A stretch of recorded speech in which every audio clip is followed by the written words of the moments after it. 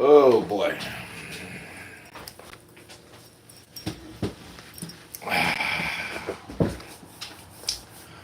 Fight fans, fight fans, fight fans. This is a difficult live stream. I thought the next time I would do one would be a pretty upbeat one. But it's not. So here we go. This is George Foreman. Shockingly died. I mean, young guy, young fighter, strong, grew up in Houston, Marshall, Texas raised. Grown up to be one of the toughest fighters. When you guys come in, hit that like button. My man Jay Roos. Yeah, you just sent me a video of Foreman versus Stewart. Yeah, I mean,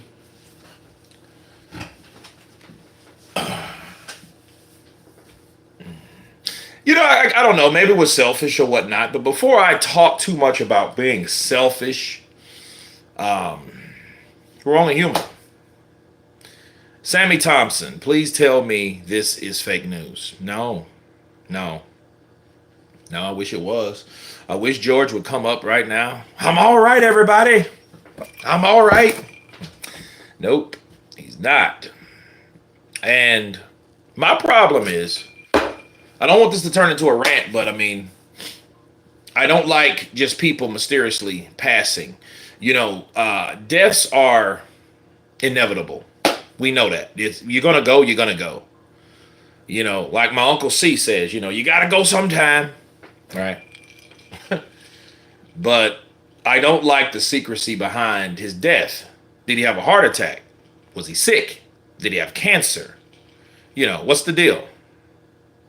No way, I can't believe this. Yeah. See, the Three Kings. Let me tell you the story about the Three Kings. You had Muhammad Ali, you had Joe Frazier, and you had George Foreman of that time. Okay?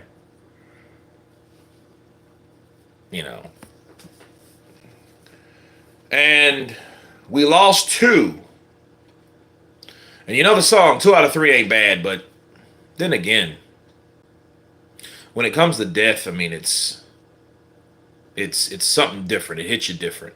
Mama Lou, Counterpunched to you. Hey, Kurt, how's it going? Such sad news about George Foreman. I mean, I'm not liking it. I don't like it at all. I think that I don't want to be the first one that gets suspicious on things, but I know how people were sick and just don't want people to know that they're sick. That might have been the case, but I don't know. However, Big George Foreman, 81 fights, 76 wins, 5 losses, and 68 by KO. This man was a powerful, powerful man. I remember back in 2020 when we were all locked down, the world was locked down.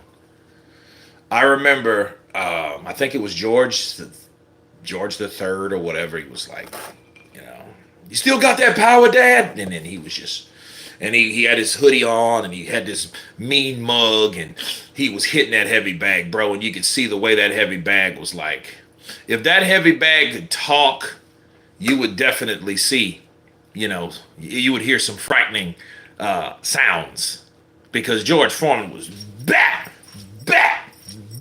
He was hitting that bag, bro. And this is 5 years ago. He was like, 71? Lost Joe Frazier in 2011, then Ali in 2016. Now George yesterday. Yeah. I mean, let me tell you the differences between how those guys left. Muhammad Ali was sick for a long time. Joe Frazier was sick. You know what I mean? Those guys were ill. They weren't in good health. Did boxing have a lot to do with it? I think Muhammad Ali in the ring, boxing totally did. Joe Frazier, I think a lot of his damage was done after he retired. Because I think he had other issues, but he died of kidney cancer, I think it was.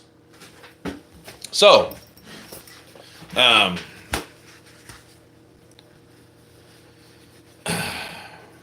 George, I don't and didn't hear anything about him being sick. Of course, I would have reported it, and him just dying like that is just strange. He had liver cancer. I'm sorry, liver cancer. So I knew it was either the kidney or the liver. But yeah, I stand corrected, Mama Lou. Counterpunch to you. We all get counterpunched. So, but no, man, I remember seeing the movie.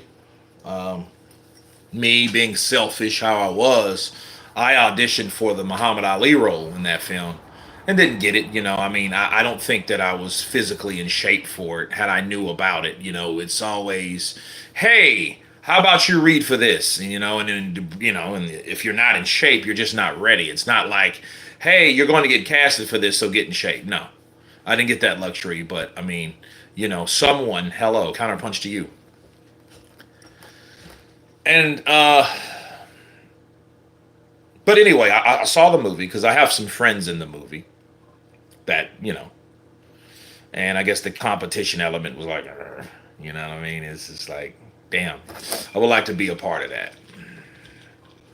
Thank you. I was checking it out earlier today. Yeah, good movie, man. It was a good movie. I think that it ended too early. I think the movie should have been longer. I think George Foreman earned more of a more time in his life because they covered a lot of his earlier life. But you have to understand something about George Foreman. This was like 4 different people, 5. I mean, yeah, the young man, the angry young man, the savage fighter that was pretty much, his tutelage was from another angry man, Sonny Liston. Sonny Liston was his mentor. That guy taught George Foreman a lot about mentality and how to punch and things like that. And he looked up to Sonny Liston. And Sonny Liston, another guy that's like mysteriously died, but that's a whole different story. So you had that young guy, then you had that young fighter, the Olympian, the one that was so American and patriotic. He did not want to put his fist up because when you put your fist up, a lot of people thought that was an act of terrorism. You guys didn't know that. And George wasn't trying to do that. George wasn't trying to, piss anyone off. I mean, he was a country boy from Houston, Texas. So a lot of people, if you guys didn't know, they called him a sellout for a long time.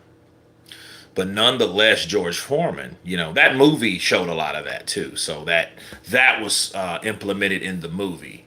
Then he worked his way up to fighting Frazier, and George Foreman, despite the fight and how the fight went, George Foreman was actually afraid of Joe Frazier because he's already seen what Joe did to Muhammad Ali.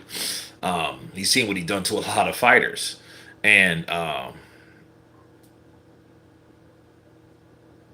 so he tread carefully, but his strategy worked. He pushed him back. He pushed him back with his right hand. He pushed that left shoulder of Frazier, because Frazier comes in and he throws that hook, and George just pushed him back. He kept pushing, and then when he pushed him back, he instantly released these now present day Martin McCauley like uppercuts, just chop, chop, and then he pushed him, then chop, chop, chop, chop. Then he would take down Frazier, and he knocked Frazier down. What was it, 7 times or 5 times? Can't remember. Good intentions, Kurt. MP, counterpunch to you. And after that, he was considered a monster because everyone's seen and witnessed what Joe Frazier did to Muhammad Ali in 1971. Now, by this time, it's 73, 74. Muhammad Ali had prophesied that he would stop Foreman. And I'm going to tell you something about Foreman. Foreman did not like Africa. He did not care for Africa at all. He had a German Shepherd that he brought with him to Africa because it was going to be in South Africa, Zaire. and what live stream? I don't know, man. I don't know if I will. Uh, I don't know. But I'm I witnessed that, and I seen that Muhammad Ali, he fought Joe Frazier. Joe Frazier got cut for the first time in his life in Africa. His dog got sick. People were talking shit about him. He didn't really care for that. And he lost to Muhammad Ali. He was stopped in the eighth round. Well, the story don't end at that. Okay, Muhammad Ali, went on, and that pretty much that put a lot of implement on his legacy based on what people thought he couldn't do. But what people learned about Joe Frazier was Joe Frazier lost that fight. He was 40 wins, no losses, no draws, with 35 KOs going into the Muhammad Ali fight. Okay, so that just shows you 35 knockouts, 40 wins. He was knocking people out, bro. He was dropping people. He was chopping people. He was taking them out. And a lot of people, like Howard Cosell, like kind of like the Jim Lampley, or the more like the Dan Rather, or the Barbara Walters of that time. Okay, he doubted, everything. He doubted him, and he labeled George Foreman a monster. And absolutely, just because he was beat, I want people to understand, just because you lose doesn't mean and take anything from you. You just lost. Well, he got beat by Ron Lyle, and he knocked out Ken Norton. Ken Norton was an absolute monster.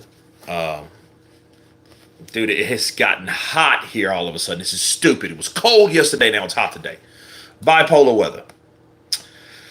And eventually, he gave up boxing. And now this comes another phase of his life. He became a preacher. A Baptist preacher. He gave up the gloves and picked up the Bible. He became a Baptist preacher. And he preached for years. I mean years, decades. Through the 70s, on through the 80s. And then the 90s, he was going through financial trouble. And, he felt he needed to fight again. And people thought that he was out of his mind. If you've seen fights that Joe Frazier been in, George Foreman was in. George Foreman, did take a lot of punches, and I think he took a lot of punches later in life, and I think he took more. But the thing is, Big George had a belly on him, the boxing preacher they called him, and George was, this guy that, he did what he could do at the age that he was. But a lot of people really didn't take him seriously on beating the top elite. Who did we have at that time? We had Muhammad Ali, we had Michael Moore, we had Lennox Lewis, we had Razor Ruddock. We had a lot of those fighters at that time. Mike Tyson was that crazy, deranged guy, Kurt, did you hear wrong? Did you say George lost to Ron Lyle? I could hear wrong. Wait, wild away from the phone. Yeah. He beat Ron Lyle, but he lost to Ron Lyle. He fought him twice. Do a fact check real quick about George Foreman.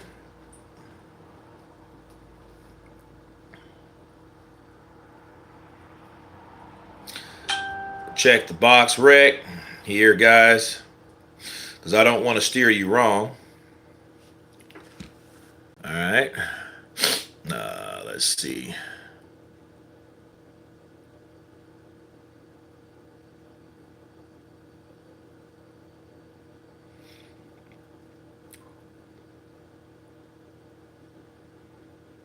Okay, after Muhammad Ali, he beat Ernie. Well, no.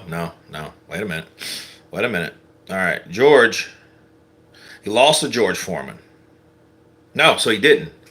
So actually, I was talking about. Let's look at George Foreman's. Okay, his losses were to.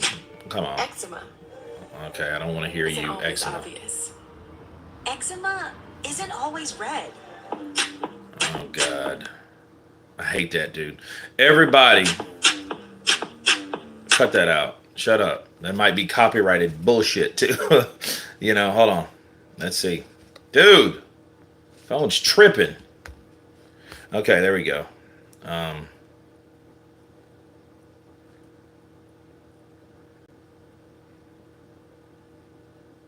he beat Ron Lyle. Then he went on to win against Joe Frazier. No. He beat Joe Frazier again because Joe Frazier fought him again. He beat him again. Then Scott Ledoux, John Dino Dennis, Pedro Augusto, and he lost to Jimmy Young. That's his name. I'm sorry, Jimmy Young. Right. And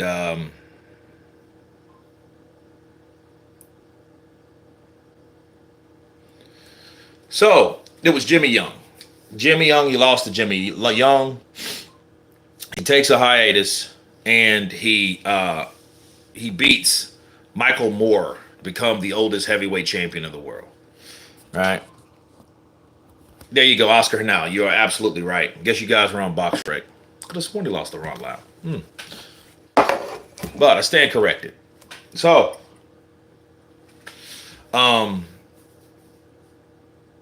then he fights guys like Evander Holyfield. He loses to Evander Holyfield. He loses to Tommy Morrison. And after Tommy Morrison, people were like, "Hey, dude, you're done. Let it go." Jackson Man Pennant, salute. Johnny Black, thumbs up. Um,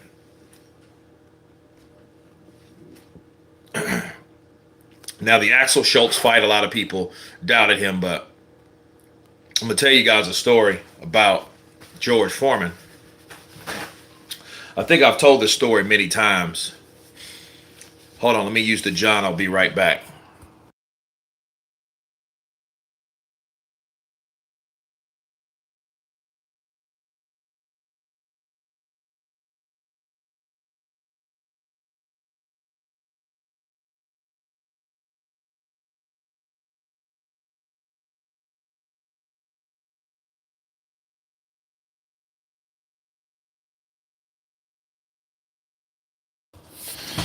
All right, so Mike Tyson said George hit harder than him. Probably did.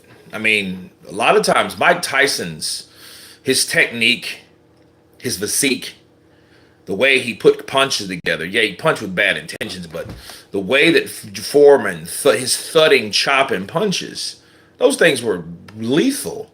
They were absolutely gruesome.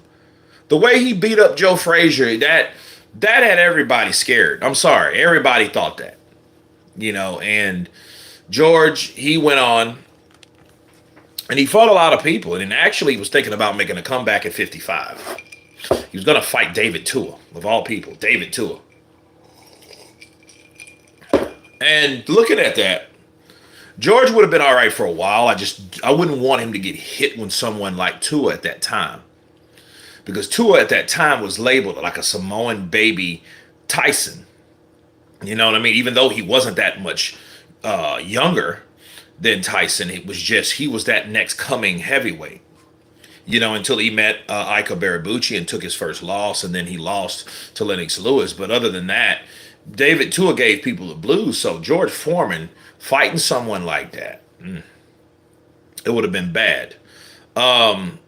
His last fight was against Shannon Briggs, okay, and he lost to Shannon Briggs. Shannon Briggs was in 1997, and 4 years before that, which is crazy for people that grew up in the 90s like I did. 94 to 97, that was like, it felt like a decade, just those 4 years, because by that time, the early 90s, and I say the early 90s, George Foreman knocked out Michael Moore. When he done that, he looked up at the sky and he was like, thank God. So then he fought his way up to 1997 by Shannon and Cannon. After that, there's more. George Foreman decided to be, or he was selected to be, so he was selected to endorse the Mean Lean Machine, and it became George Foreman's Lean, Mean, Fat Reducing Machine. I used to have one right there. I used to have one over there. I used to have a big one, bro. A big, uh, big grill. It was a long grill. You could put a lot of meat on there. It was great for grilling, especially chicken. Steak, not so much. I would like, because I'm a steak lover. I'm a lobo. I'm a wolf, bro. I love meat. I love beef. But I mean, I used it a lot then. That's why I stayed so damn paper thin. Bars, and I put it on there and my pepper and all that shit, and man, I could have been an advocate for the George Foreman grill. The George Foreman grill, I thought was revolutionary. I would have the little tray down there to catch all the juice, you know what I mean? And really, it's kind of all the goodness. But in my mind, back then where people looked at cholesterol versus clogged arteries versus that equated heart attack, you look more of the grease that was hurting us, or the salt necessarily. Now the enemy is, sugar, and a lot of people kind of disregarded sugar. But now it's like, no, no, no, it's not that. It's not the cholesterol. You need cholesterol, but you got good cholesterol and bad cholesterol. So now it's all about sugar, but back then it was about grease. So that being said, the George Foreman grill was like, hey, that's to eliminate the grease and still get the meat. But in actuality, you're just eating hot jerky. But the chicken was off the chain. I used to love the chicken. Hell, I used to fry an egg on it, and my first starter home, I had I used to cook eggs on this thing. You know what I mean? And it was crazy.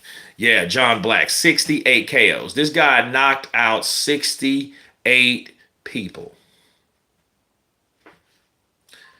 If that's not 5 losses with 81 fights and you've lost 5 of them, what kind of percentage do you have of winning?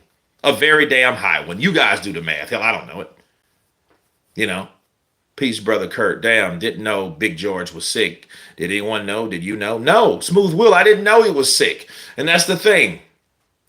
You know, people that's being sick. Okay, Billy Joel, right now, he's sick. He's down there on his deathbed. You know what I mean? Rod Stewart, he's not that well. You know, a lot of people we're hearing about and we see them going through stuff and we see them suffer and we see all this and then they finally pass. We didn't see any of that of George Foreman. George Foreman looked like a healthy, big guy, with a lot of family. I know he had, 5 years ago, is it Georgia Foreman passed away, so, am I dead yet? Counterpunch to you. Wilder hit harder than Foreman.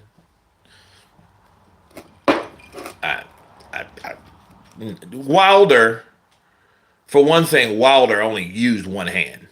Wilder never knocked anybody out with his left. Wilder is a hard one-punch fighter, not a combo hitter. George called all his kids George. Yeah, I mean, that legacy will live on. He has a son, but I want to say George Foreman III. But I'm thinking, like, who the hell is the second? So, nah, I'm still shocked. So I'm not really in a good mood. Doing the live because I said I would. And I'm tired of saying, oh, I'm going to go live. Never hear Kurt. Like, where the hell has he went? So, each generation, I guess. Yeah. Kurt, George Foreman versus Ray Mercer would have been interesting. Yeah.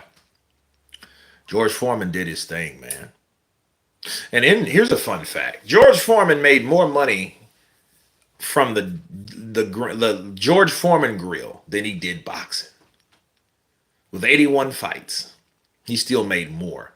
Well, that's the thing about sales, and, kickbacks and spiffs. Those type of things, that's how he got rich. Back before, if you guys that grew up in the 90s like me, before there was internet, there was the home shopping network. There was the telephone. You called in to buy shit. Old, like women were especially the targets for the home shopping network. The home shopping network is the reason why George Foreman's lean, mean, fat reducing machine was what it was. George Foreman was the one who got me interested in boxing. Son Enlisted made me love heavyweight boxing. I grew up in the 70s and 80s. Cool. Jax Man Pennant. Kurt, what happened to your George Foreman grill? You know what? I don't know. My first starter home, I left it with my roommate. So he had it. I moved I moved to Brazil anyway, so I didn't have it. I had. That's a good question. I think one of them stopped working. The big long one. It was a big long gray one, and I had a white one. Then I had another black one. So I had about four, and I bought those things religiously. And it's crazy, needless to say, probably people are going to start buying them up. The lean, mean, fat reducing machine. I used to see those, and I was like, and in the way they explained it and marketed it, it was cool. It was off the chain. It was off the chain. The drills are always sat in the corner, dripping in fat. Yep, George Foreman had about three garbage losses at the end of his second career. In my opinion, he should have had only three legitimate losses, all Young and Ali, Young, and Holyfield. Well, Holyfield didn't come later, but Holyfield, a couple weeks ago, went on record and saying George Foreman hit me harder than anyone. That was Lennox Lewis, that was Mike Tyson, that was Michael Moore. That was a lot of people, including Bo as well, Riddick Bowe. So yeah, man, George Foreman was a hard hitting dude, and you know, uh, and after that, while he was doing his career as a grill man and a grill man salesman, he was also a boxing commentator. People forget that George Foreman knew his shit. Bars. He knew his shit.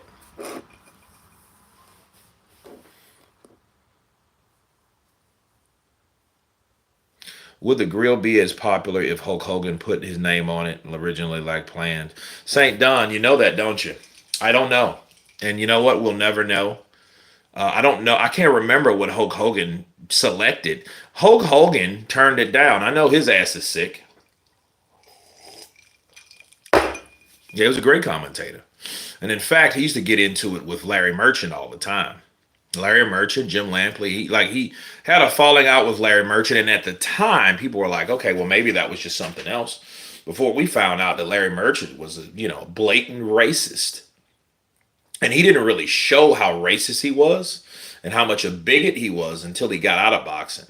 And we learned that about the Deontay Wilder Tyson Fury rematch. And, the way he explained it let us know without a shadow of a doubt that's why you had everything bad to say about everyone else. It's just a poor example, but it is an example. You like the idea of that guy being a skin color like yours, beating the guy that was unlike yours. And that was sad. That was sad. And it just dawned on me like this dude actually was that way. And he was like that a long time. He wanted people to either get knocked out. He wanted to see people lose. He was looking for someone that looked like him to be on top, and that's bad. So how could you appreciate someone like Roy Jones, someone like Floyd Mayweather, someone like George Foreman? You couldn't, and he didn't. So all this time you've been commentating, more than likely bias, pretending you're unbiased, but you are, and you just let it wig out until when you got 80 years old. Larry Merchant is in his 80s, and needless to say, to me, honestly, we shouldn't even be having this fucking conversation right now. It's like this didn't even supposed to happen. That's what I say. There's a lot of people that go out. He was 76 years old. My father's 81. And the crazy thing is, like, you hear about people that's passing and stuff like that. You want them to live as long as they can. You know, Merchant saw Wilder for what he was, a hype job. That's why he said what he said. He never said it about anyone else. Well, Joe, you got to keep in mind, he didn't say that about Wilder, and what he said about Wilder was true. I don't necessarily. What did he say about Wilder? That he was a hype job? Yeah, he was. But all those other fighters, you can't overlook what he said about them, how he talked to them, When they did win, oh, that wasn't really a good performance. How could you expect the paying customer to have a fight like that? Why would you even fight? Like, he had everything to say bad. And if you notice, he did not say that unlike anyone else. If he was an overall asshole, I would get it. But that wasn't the case with Larry Merchant. You know. Merchant saw one. Okay, Merchant once said Rocky Marciano was only undefeated because he didn't fight many black fighters. Well, didn't stop Larry Merchant from being happy that, Tyson Fury won. And he didn't say it because of his skill. So I get it. I know what the attempt is, but I know what I heard, and I know what he meant for what he said. You know, because I'm not even one of those race baiting guys. I just see like, okay, that didn't make sense. Why you say that? You know, you're talking about Tyson Fury. I mean, what are you, English? Last thing I knew that Larry Merchant was American, like me. So, you know, I didn't even know he was necessarily a fan of Tyson Fury. Ex-con, counterpunch to you, brother. Kurt, how impressive do you think George Foreman was to become world champion at age 45? 8 months in the Hall of Fame. Where would you hit that achievement rank? In heavyweights or overall? In heavyweights, he would probably be, like 8 or 9, 9 or 10. Top 20, I know. Top 15. I agree, Jay Roos. I was never impressed with Marciano. His best wins as an old champion level black fighter, so Marciano ain't even on my top. Well, I mean, I agree about Marciano. I mean, Marciano didn't fight guys like that where he could have, but he didn't. And I just think it's shitty that if Floyd made if he tried to make his model after Rocky Marciano, he's sadly mistaken. Based on the fact you did have people that didn't necessarily care for him to win, like Larry Merchant. You know what I mean? You think the agenda would be for Floyd to be undefeated? No, the agenda would be that, hey, you need to fight some of the best fighters out there. Because if he said that about Rocky Marciano, you think he's not going to say it about Floyd Mayweather? Based on what he said long after he retired? Lewis beat 3 black guys as a champ. Okay. So what? Damn, Kurt, your hands are massive. Don't punch anyone. Like, no, they're not massive. They're not small. You know what I mean? I'd rather slap somebody than punch them. I don't know. But, I just, no. Kurt, I always wanted to see George Foreman versus Larry Holmes. Well, that fight was actually put together, but they didn't get enough sales. My man Bill Keaveney in the building with that 10 pounds, my brother, thank you. What's up, champ? Can we please have a Roy Jones Jr. talking about George?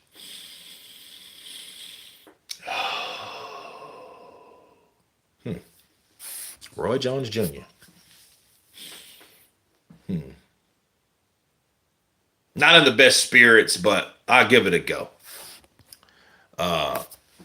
Marciano was quite small. He wouldn't have survived in the 60s and 70s. No, he wouldn't have. But he knew that. Hold on. What I want to tell people about Rocky Marciano.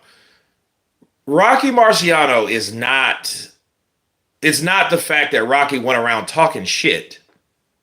I have to let people know.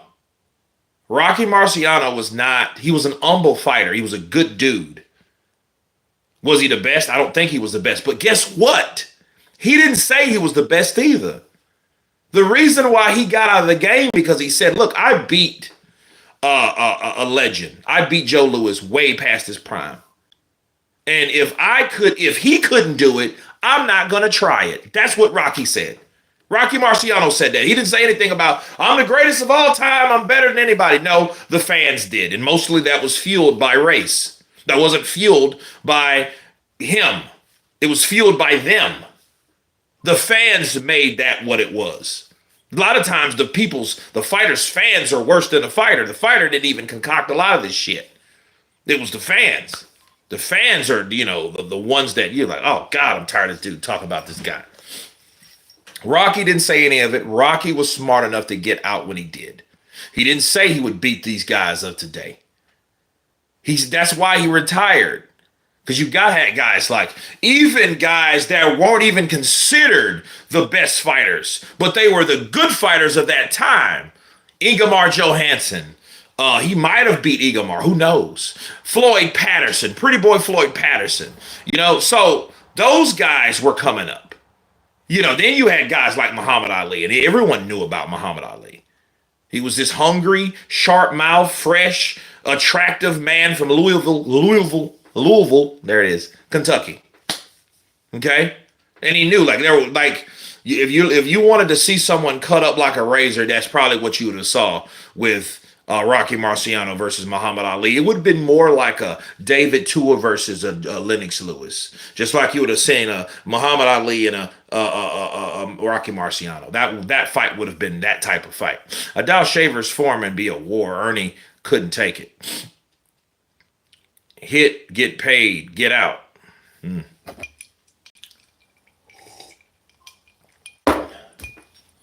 But yeah, George Foreman, man, he's just, I don't know. Legend. Definitely fits in the Three Kings. And this is like the cycle is complete. Everyone dies. I get it, but it doesn't stop it from sucking. Rock stayed in shape like Mayweather. Yeah. I mean, he did up until he didn't. And when he retired, Rocky Marciano got fat. He started eating that bread. He used to tell his mom and them noodles and and all those starches that his mom used to make. And he was like, no, ma, please, no bread. He just wanted to eat the meat. They didn't allow good black fighters to flourish in Marciano's era. Marciano literally never had a 50-50 fight. George is very humble. Yeah, George, man, I mean, George was one of my fighters that I looked up to for many reasons. Not just being a fighter. I mean, in a fighter, that's something he did. Then he did it again. There was two stages of George Foreman. He was this young man, and he was this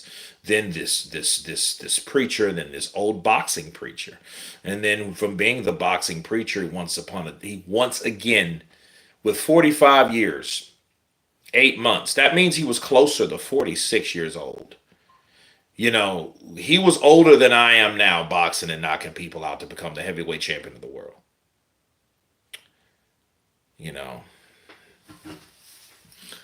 He spoke well of everyone. Everyone asked him about losing to Ali, but always kept it respectful. Well, yeah, I mean, George Foreman, man, he gave me the laugh of my life one time. It was if you guys remember Lawrence Claybay, he was a heavyweight contender back in the early 2000s. Then you had a guy from Baton Rouge called Clifford Etienne. Clifford Etienne was, he was an ex-prisoner. He was in jail. He was convicted of, I forget what he's convicted of, armed robbery.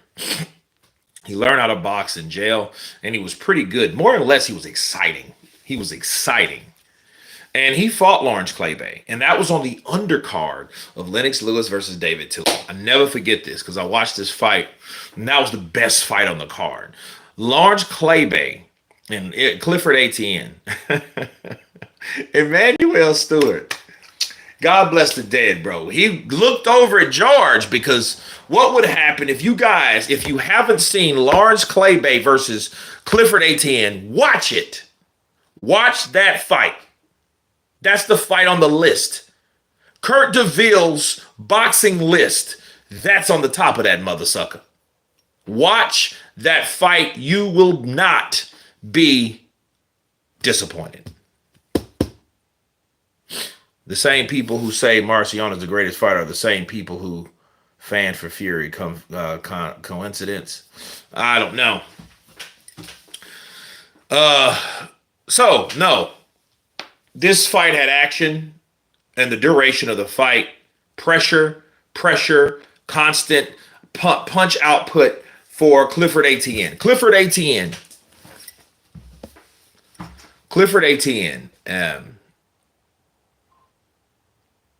was an undefeated fighter at the time. Also Lawrence Claybay. Lawrence Claybay was also a pretty, he was a good fighter, undefeated. Sharp fighter. I think he attempted to do so, and we were watching this fight, and in like around 5 or 6, Lawrence Claybay started leaning on the ropes, and he started coming off the ropes, just bit, bit, bit, bit, bit, bit, bit. And Emmanuel Stewart looked at George Foreman. He leaned over because they were on the same road. He leaned over. George said, "Rope-a-dope." Man, that was funny.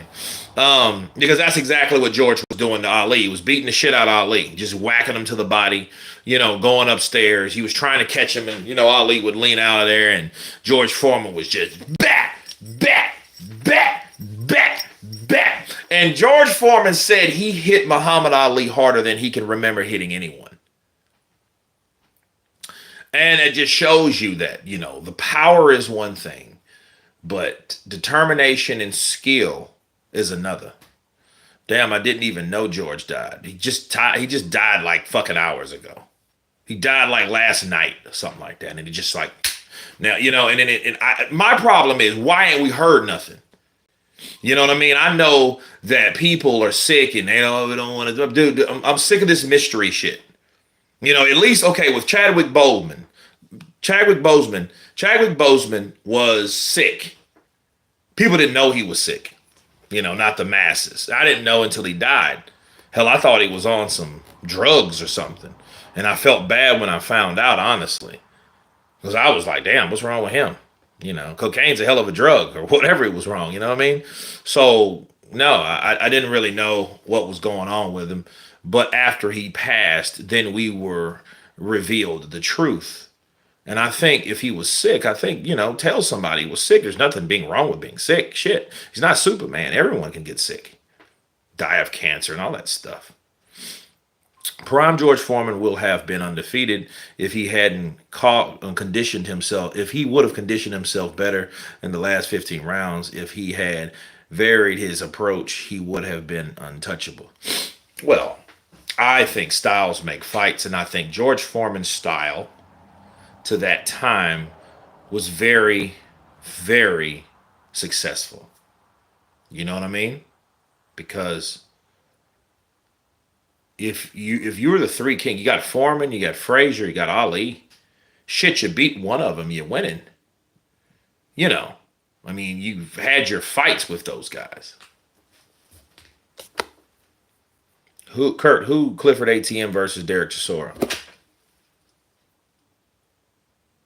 Probably Clifford Etienne. At the time, yeah. Because they fought like it would be a war. Somebody would have got knocked out. I don't know who it would have been, or they just would have fought till they could. That would probably be one of the fights of the year. That would have been one of the fights of the year. Definitely. Yeah. Down goes Frazier. Down goes Frazier. He hit Frazier, man. George hit Frazier so hard. He hit him so hard that he made this dude fly. He knocked his ass, and that was just crazy.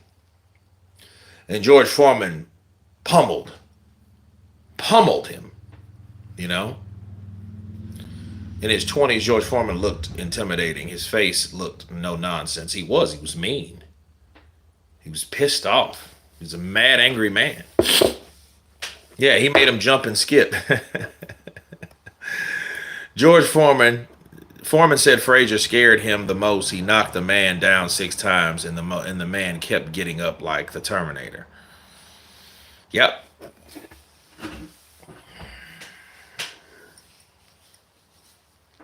Yeah. George Foreman versus Ika Barabuchi would have been a classic. Honestly, I wouldn't want to see that fight. I don't believe in anybody older like that. Despite what George done, don't mean you should push it. You know, I think of the condition of the person at the time, and I could bear Bucci at the time. I think, you know, if he had been more mentally responsible, stable, he probably would have beat everybody there. And that's just my opinion about Ike Barabucci. That doesn't mean I wanted George Foreman to fight him. George Foreman was an old man. If you look at 94 to 97, okay, you're looking at somebody damn near 50 years old. Because he was damn near 46 when he knocked out Michael Moore in 94. You know, so you had 3 years of it. He's 49 years old. At what point would have fought Ike Barabucci around that same time, needless to say, and then Ike Barabucci would have more than likely hurt George. I don't want any shit like that. If I didn't want him to fight David Tool, you think I'm gonna want him to fight Ike Barabucci? That doesn't make sense. Ike Barabucci was one of those guys that were knocking people out, were beating people that's never been beat, were stopping them, dropping them. You know what I mean? He was a straight savage. He was the only guy that Mike Tyson was. I don't know. He's a pretty tough guy. I just think that I don't know. Ike Barabucci is a bad motherfucker. I think he's pretty tough. I'm sad, man. I'm not gonna lie, man. I don't feel good. You know, I'm drinking Jameson now, bro. This is Jameson. You know, I haven't had a whiskey in months. Arthur beats light heavyweights. Arthur Best light heavyweight. Morrison got a gift against George. Yeah. No, I mean, that was a good fight. But then Axel Schultz beat George Foreman, I think. You know, got to keep it real. Kurt, I mean, who would win George Foreman? Oh, prime for prime. Oh, well, that's different. I don't know. I don't know that. I don't know. St. Don, the voice of Fury fanboys, you ain't fooling no one here. I'm neutral. You only speak for Fury. And Marcion, I wonder why. Joe, Morrison outboxed Foreman all night. If you are going to drink whiskey, drink Jameson. Hey, got to be Irish. I like proper 12, honestly. Yeah, I know what Conor, I like it. They just didn't have it where I went. You know, yeah, but George was big. He was big for the people of the time. You know, compared to guys now. I mean, not saying he's not big. He's still going to be always big. Now he's just big in spirit, big in popularity. He did his thing. Longest reach in boxing. Beating Moore for the title was a good result. Yeah, because see, Michael Moore beat Evander Holyfield. One of those fights. But then George Foreman beat him. Holyfield beat Foreman. So if we're going to talk about triangle theories, they don't apply to boxing. People want them to, because people want to think that they're fucking smart and they're not. You know, they think it's like a mathematical equation that they figured out. Well, if this happened, this has to happen. No, it don't. Not in boxing. The organism surrounding boxing is based on faith, determination, skill, power, will, you know, those things. Terrence Crawford or Virgil Ortiz. I would like to see that fight. I think Virgil Ortiz, based on what he did to Madrimov, I think he will give Terrence Crawford a go until he pisses Terrence Crawford off, and then Terrence would probably tear into him. Because he would probably be like Mean Machine. Mean Machine, of course, you know, dropped Crawford. You know, a lot of people, no, he didn't. Those are Crawford fanboys. I am not a Crawford fanboy. I'm a fan of Crawford. I love his work. I like what he's done in his career. But talking about fanboy shit, those are people you can't say anything about. You cannot have a bad thing to say about the fighter that they carry and they worship. They're like worshipers. I don't, you know, fanboys are just who they are. Didn't Liston have the longest reach? I don't know. Smooth Will. Kurt, it was crazy how they really didn't give Foreman any respect in Africa because they loved Ali so much. He never forgot that. No, he didn't. He was bitter towards Africa to the very damn end. You know, he was bitter to him to the very, very end. The dog offended them in Zaire. Wow, because the dog was German? German Shepherd? Back then, everybody wanted Morrison to beat Foreman. I mean, people just thought Foreman didn't deserve to fight. And to be honest with you, my father, I was a kid, man. I was like 13, 14. So I'm watching it in my dad's room. Okay. My dad was just looking and laughing and like, what's George doing there? George shouldn't be fighting. What's George doing there? You know? And imagine when I seen, because this was live, bro. This wasn't a recording. We were watching HBO Championship Boxing. And George Foreman, he punched the same area 2 times. Okay? With that right. 1, 2, then 1, then 2. Drop Michael Moore, knocking this man out to become the oldest heavyweight champion in the world. You can't take that away from George. If someone else does it, like let's say Vladimir Klitschko, he's attempting to do it. However, he may be attempting to do it or whatever, and he may succeed, he may not. But even if he does, at 49 years of age, and he becomes the heavyweight champion of the world, beating George Foreman's record, he will still be known as the first one to do it. Just like Mike Tyson, someone sometime maybe the youngest heavyweight. So the difference between Mike and George, Mike was the youngest, George was the oldest, right? But then George was also, had a whole different career. He had a whole nother span of his career. Now, you could say that about Mike, too, but it didn't span off of 3 decades. 60s, 70s, 80s. 4 decades. What the hell, right? Keep me from a cheeseburger. Yeah, man. Well, who wins, Prime Foreman or Prime Mike Tyson? I don't know. One of them said, I don't know if it was Mike. Mike, I don't know if I would fight George. George was the vicious, most criminal, ruthless fighter. I don't know. Foreman beats Mike all day. Me too. I personally tuned in when George fought more. Yeah, it was just a fight to see in the day because we watched boxing. This is a boxing house, So like it's just shocking, man. Damn, I wanted to see somebody stay around. You know what I mean? I wanted to see someone stay that we could look, hey man, now he's down there in Marshall right now, chilling. We're, cooking some steaks on the damn grill. The difference between George and Mike is George's comeback was real. Okay, Prime Mike never beat anyone on the level that Foreman fought. It's crazy they fought the same people, mutual opponents, well, Evander Holyfield. Lennox Lewis, those were, mutual guys, mutual opponents. I don't know, man. I'm to the point like it's like, well, damn. Was Foreman going to fight around? Okay, Detroit Piston bad boy. Oh, Detroit Pistons. Thought that's what that was.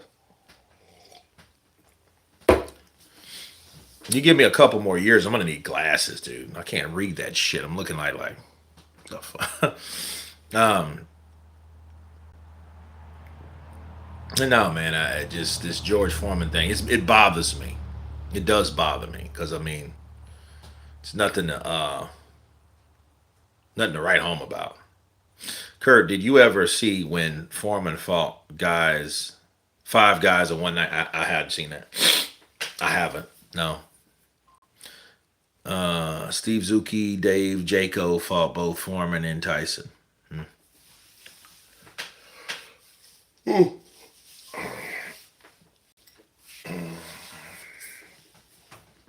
I don't see none of these guys, even Usyk, come back at 45 and everyone's scared of you. If Usyk came back at 45, everyone would want a piece of that pie, but with Foreman, they were all scared. I don't believe that shit. I don't believe they were scared. I believe they just thought he couldn't win. Just watch out for him. I think they believed that he could punch you and hurt you. They also said he was slow. I remember those days. And George Foreman really, I mean, the funny thing is, like him fighting, like Evander Holyfield. That was a good fight, man. He didn't get his ass whooped. I mean, he got beat, but he didn't get just beat up. I mean, he gave it a go. He did what he did, man. He went in there and he did his thing, and then now that it's crazy that Evander Holyfield's like, man, nobody's ever hit me harder than that guy. Foreman's 10-year layoff was beneficial. I think it was. I heard Foreman was going to fight around the time Tyson got out of prison. No.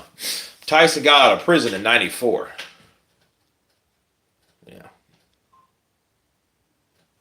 Yeah. Well, here's the thing. Like Mike Tyson, if you take him for an example, you guys like in the 90s, dude, Mike, if somebody said Mike died, people wouldn't be surprised. People wouldn't be surprised at that at all because the way Mike was living, Mike was in a bad state. George Foreman wasn't. Foreman said that Arsenio Hall showed he wanted no parts of Tyson. Okay, so it was him scared of Tyson, which makes sense. You know, so there you go. He got it at 95. Why am I thinking 94? So I must have already been.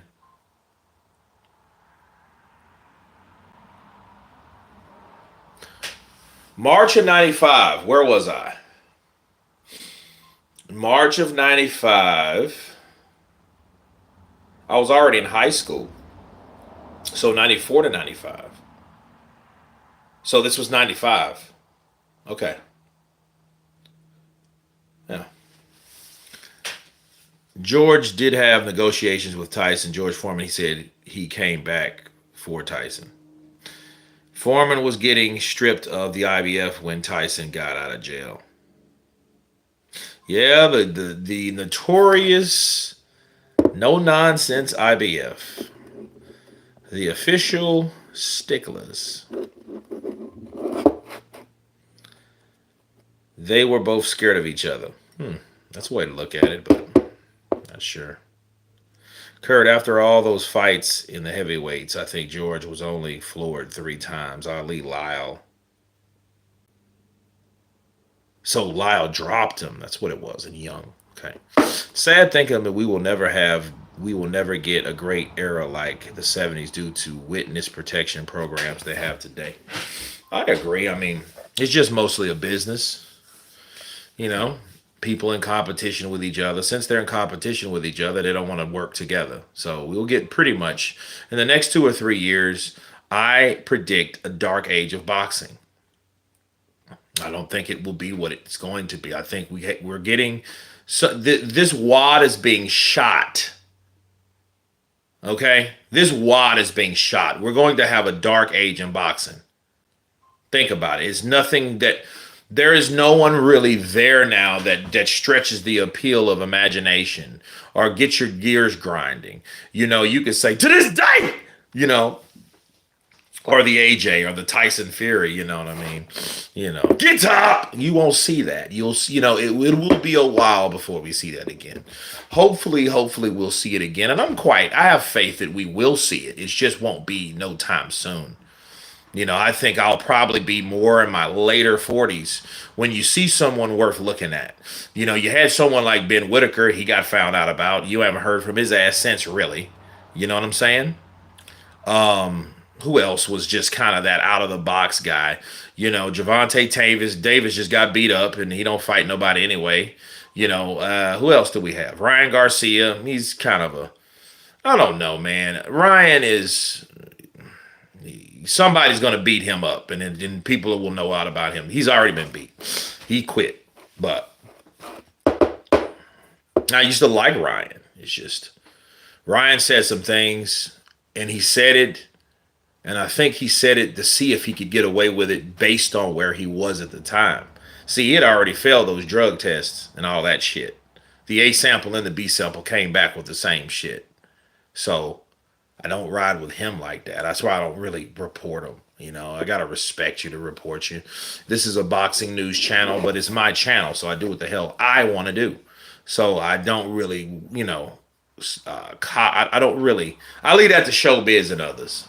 Bruce Vane, Ring IQ, those guys. I wish I was more unbiased to Ryan, but when I hear someone, talk bigot shit, I don't really. It takes the energy out of me. Like I'm like, well, why am I wasting my time doing this? Besides putting a resume together or doing something else, for another career I have. I look at it like that. Like, when guys do something good, I will give them praise or props or whatever. But when they do say things like Ryan said, I don't. Who else? Who else is here? I like Nick Ball, smaller fighter. So very energetic, very high rapid fighter, punch output, you know, those type of things. 100% J. Roos Foreman was the ultimate true boogeyman. I think he was the boogeyman in the second coming. I think it was Sonny Liston, then it was George Foreman. Sonny Liston was the original boogeyman. Boogeyman. Boogeyman of the time was Sonny Liston. And because people really did, they wrote to the commission to stop Sonny Liston from fighting Floyd Patterson because Floyd Patterson was that labeled guy at the time. Triple D has a chance, Kurt. Triple D, Danny Dubois don't have the personality. Maybe if he keeps dating the girl he's dating, he's coming out of his shell more. Maybe when he has his child, maybe. He needs to be coached. I think, I think that may happen. I don't know. But will he be as popular as AJ? I don't think he would. You know what I mean? He wasn't a golden Olympian. I don't think the platform is even there for him. I can definitely tell you this about Daniel Dubois, though. Frank Warren, big up to Frank Warren. He didn't give up on Daniel. He gave Daniel the proper chances to prove himself as a heavyweight contender, now a champion. He didn't give up on Daniel. He didn't let him fall through the cracks like someone like Bob Arum would do. Had that been Bob Arum would have dumped Joe. He would have dumped Daniel Dubois like a bad habit. The minute he quit against Usyk, the minute he got stopped by Joe Joyce, Bob Arum's ass would have, Daniel Dubois, he's a big dumb Brit. He needs to let someone over there promote him. He quit. He quit with 2 rounds to go. Muhammad Ali fought 7 rounds with a broke jaw, and this cunt couldn't even fucking last 2 rounds. Frank Warren didn't do that. He stayed with Daniel because he believed in Daniel. He did give his ass an ultimatum, though. That Days of Reckoning was an ultimatum to Daniel, and I think Daniel was smart enough to understand, like, shit, I can't lose this fight against Jarrell Miller. Jarrell Miller's selling the whole fucking promo card. He's selling the whole venue. He's talking shit about Wilder. He's talking shit about AJ. He's talking shit about Danny Dubois. He's spilling out shit that he probably don't even supposed to say. And he tells Frank, like, look, you're stale ass, stuttering ass fighter. I'm going to beat, and then I'm going to talk to you. If Jarrell Miller would have beat Danny Dubois in the Days of Reckoning, Jarrell Miller would have been in a whole different outlook right now. See, even if he would have fought Danny Dubois, lost, then fought Andy Ruiz, draw. So even though if he would have beat Danny Dubois, bro, do you understand? Joshua would have had to fight him because he would have forced him to. He would have forced Joshua to fight him again. That would have been Joshua versus Miller at Wembley Stadium. That's what that would have been.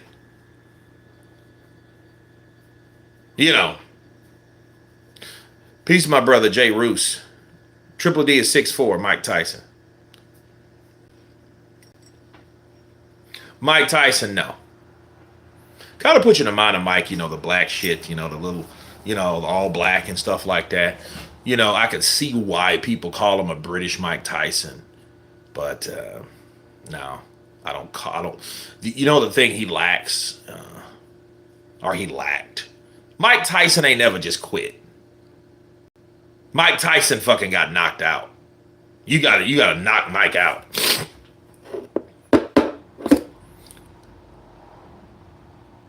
He didn't have to juice. No, he didn't. But the motherfuckers juice, Bill. Come on, they all juice.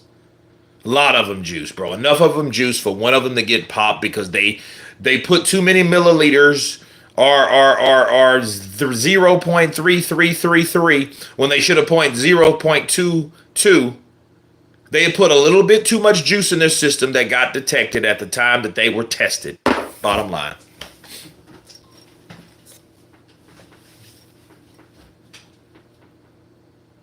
Yeah, Jake called out AJ. I know. You're a great collaborator for US and the UK. I mean, that's where it's at. I think if USA and the UK got together and they fought, we would have great rivalries. And I think the UK, they're hot now.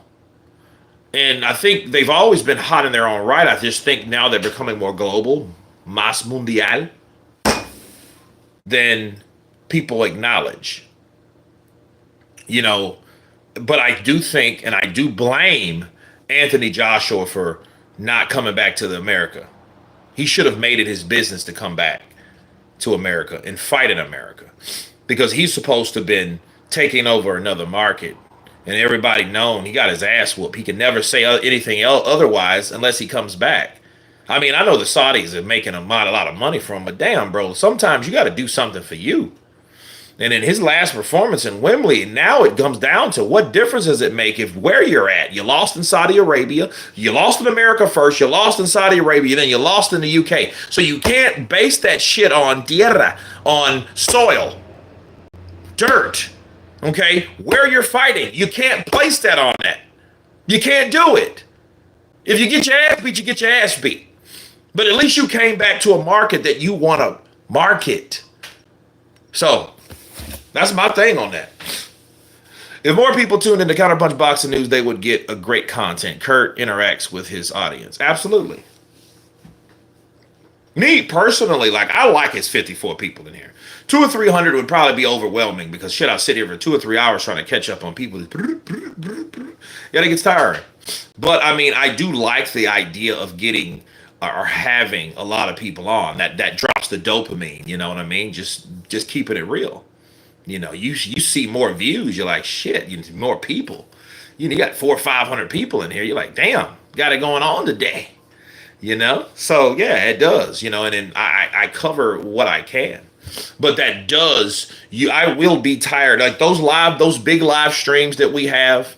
And I thank each and every one of you guys that come by the way, once again, thank you. Thank you for coming in and tuning in. Dropping a donation, hitting the like button, making a comment. That's interaction between you, and me. Right? So, but after those 7-hour live streams, bro, I'm ready to collapse. I'm ready to sleep for a week. It's tiring. Do you think Parker versus AJ again? I think AJ would fight Parker again. But then, justice for Parker, the only way it would make sense if it was for a belt, the WBO. I wouldn't want Parker fighting Anthony Joshua for no belt. Or fighting Anthony Joshua for an opportunity for a fight. Nah, hell no. Unless they were paying Joseph Parker a lot of quid to do that. Yo, what's up, Kurt and crew? Lareco Perez. Much respect. Much respect. No Duck Zone podcast. Smash that like button. Counterpunch to you. Mike 2021 Prime. Mike Tyson versus Foreman.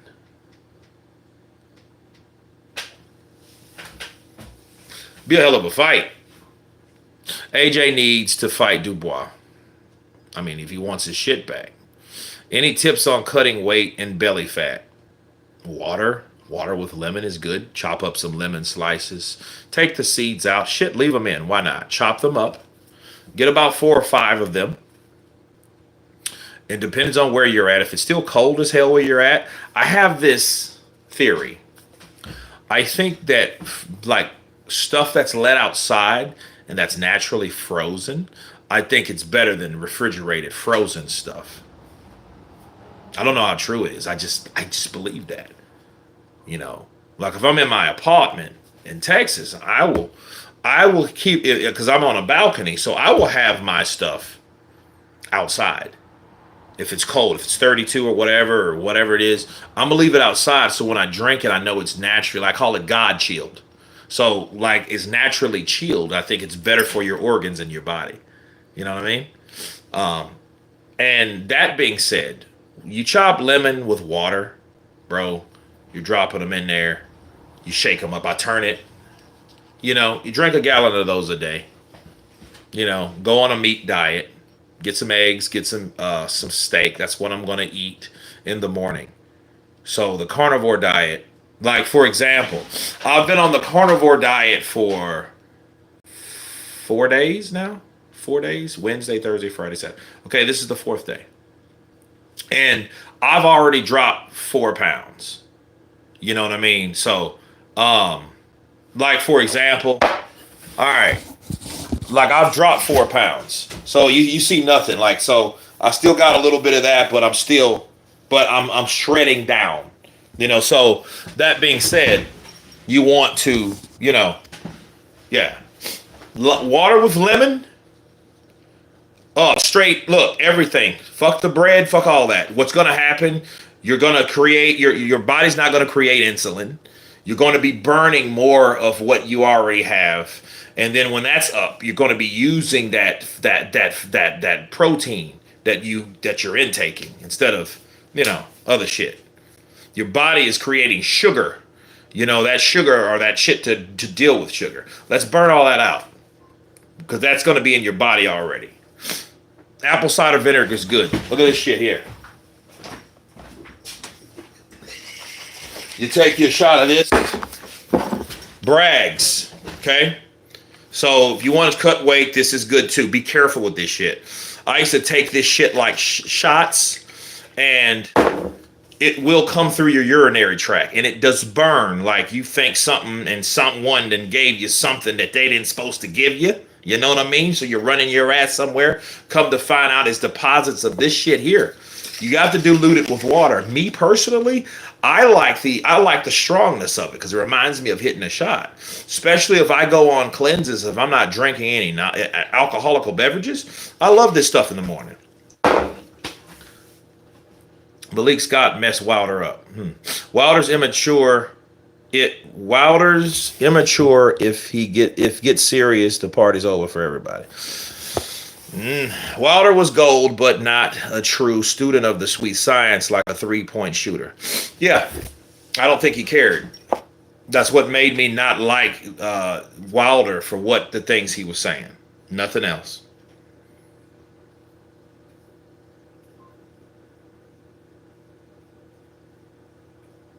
I mean, that last part is always the hardest, Exactly. Who's the best heavyweight trainer? Emmanuel Stewart. Wilder can only dunk. Personally, I like to eat some. I'm getting another drink on that one. You guys are crazy, man.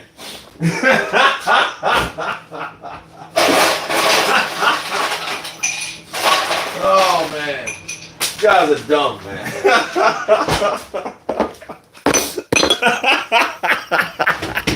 Skrilla 50 in the building. Counterpunch to you. Counterpunch to you. To stay healthy. Fuego Mil Sim. Yeah, what are you, Michael Douglas? It's crazy.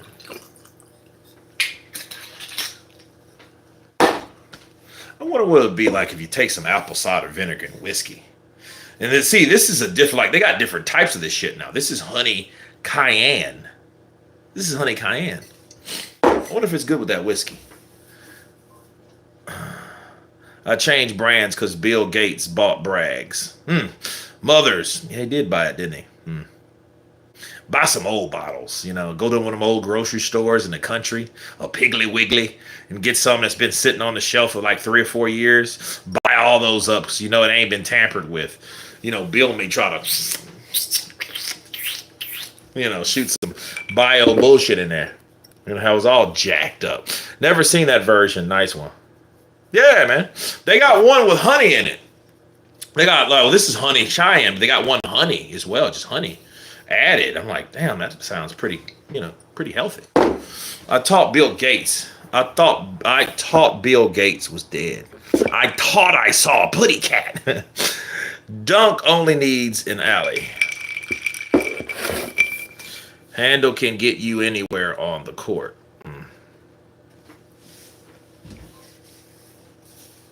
So, yeah, but my man George Foreman's gone, people.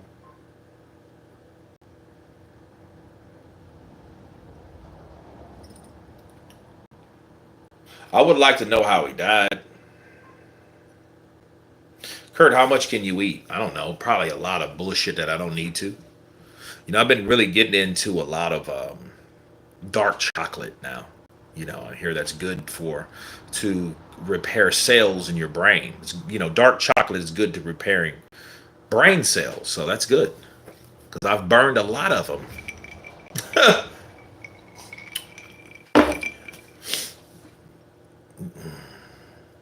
Yeah, love George.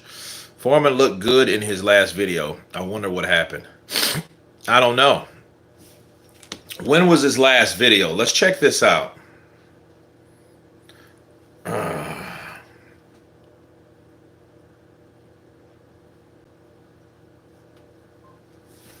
George Foreman's last video.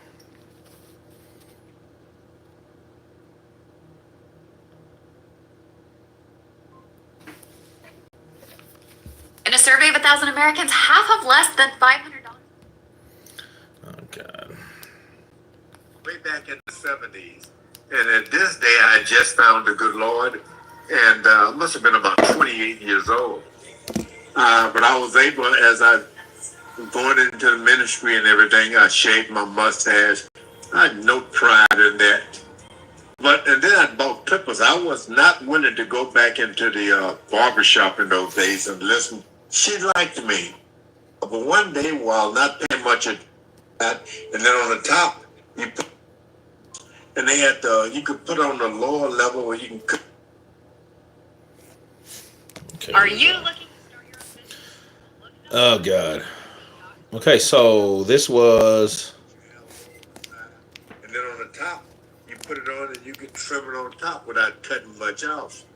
And I did that for a while. But one day, while not paying much attention, I was cutting my hair and a big S went in my head. And I didn't know that the clippers had, the little separators had fallen off. Well, this And wasn't. I looked in the mirror, I tried everything I could to shape it right.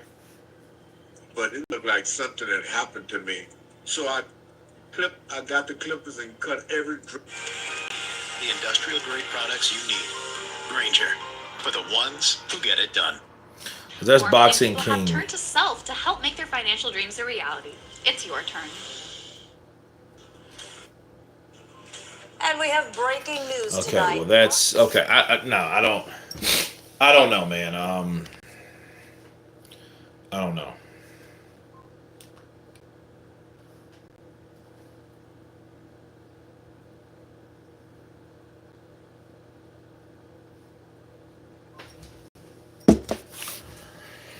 I think they took off George's channel, but he had a video posted. Okay, yeah, he had a channel. Okay, why the hell would I subscribe to it? Makes you wonder sometimes. Yeah. George Foreman YouTube channel. Okay, here we go. Big George. All right. Here's his last one. Go. Go, go, go. Well, I mean, this shit was 3 years ago. So I don't know. So that's not recent. He doesn't have any shorts, and that lets you know. Now, Kurt from Texas like Foreman? No, I'm not from Texas. I'm from Louisiana, man. Not Texas. Louisiana made, Texas paid. Shout out to Hope. Great. Holmes, Bugner, Gene, Perry, Koopman, Jack O'Halloran, okay. Yeah, Larry Holmes is still around. Mike Tyson's still here. Michael Moore. Yeah, a lot of those guys. I'm subscribed to Foreman's channel. They took it down. He had recent videos. That sucks. So maybe something revealed in those videos that we should have known, or would have revealed to us what was wrong with them. You got to call the Fondura pay-per-view tonight. Yeah, Fondura. Gonna pay $80 for that shit. I don't know if I will. I mean, he's an exciting guy and all, but Al Heyman with these high-ass prices, he's real pissing me off because it's bad when you take a loss from watching a damn fight. Nearly 100,000 subscribers. The strange thing about lives and boxing a few years ago, you had a lot more people watching boxing. Now it's a lot more not.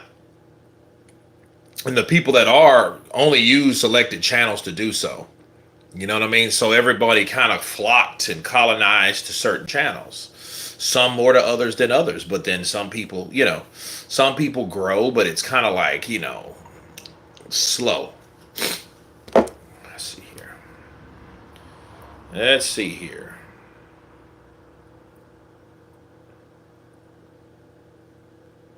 Okay.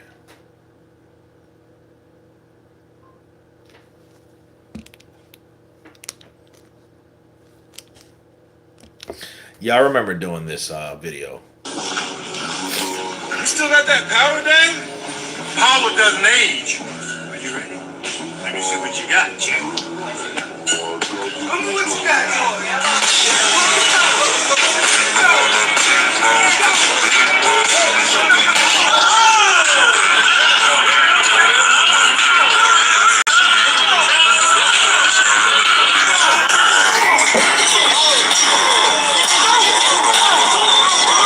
Yeah, that was, look, you could tell there's some power behind it. Now, he was 74 years old, whacking that bag like that.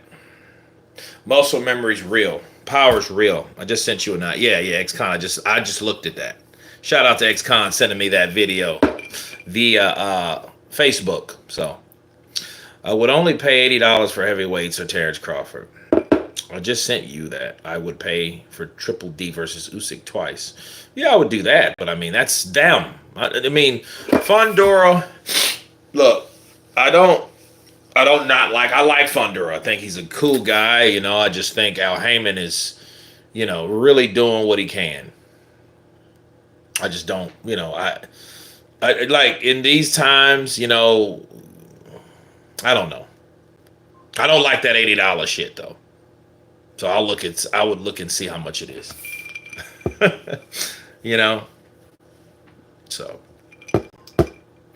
I'm not even for Canelo this year. I'm saving my money, but I'm still watching.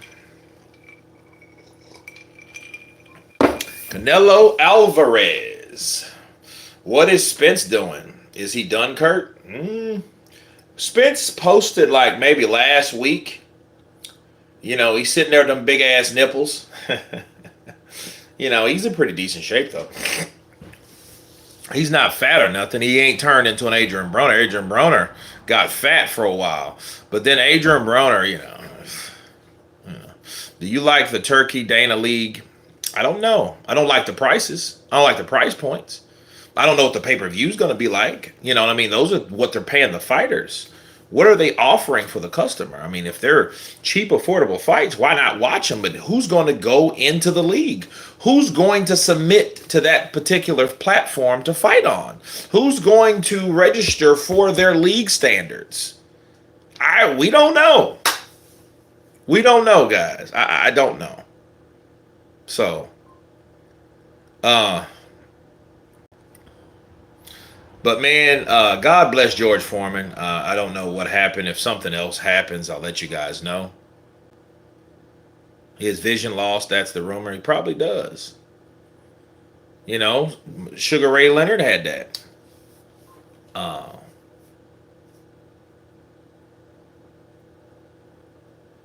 Not Antonio Diaz, but his brother had that. If they made pay-per-view cheap like $40, then more people would want to. They would, and they would make more money, but they're greedy cunts. That's why. They're greedy cunts, and they believe, well, why not set it at $80? You know, we'll miss money. No, you're missing money by making it so expensive. You know how that shit is. You go to a store and everything's high price is still there. And everything's cheap's gone. That should tell you something. You know, it's by the volume, not by the price point, you idiot. You're trying to maximize the amount of, you know, it's bullshit. In UK, we pay £25 max for pay-per-view. Don't understand how they get away with it in the States. This is the States, bro. It is the States. So, but man, I'm going to jump off of here. Listen to a little music. Do a little reminiscing. Might watch a George Foreman fight. I may go live for that. I don't know how many of you guys are up for it, but yeah, I'll go live for it. Watching George Foreman's great, memorable moments. I'll say this to say the least. Yeah. I think that George Foreman, you know, I'm glad that I was able to cover George when, you know, unfortunately, you know, when Ali passed, my channel wasn't anywhere near it was. I had already started it, but, you know.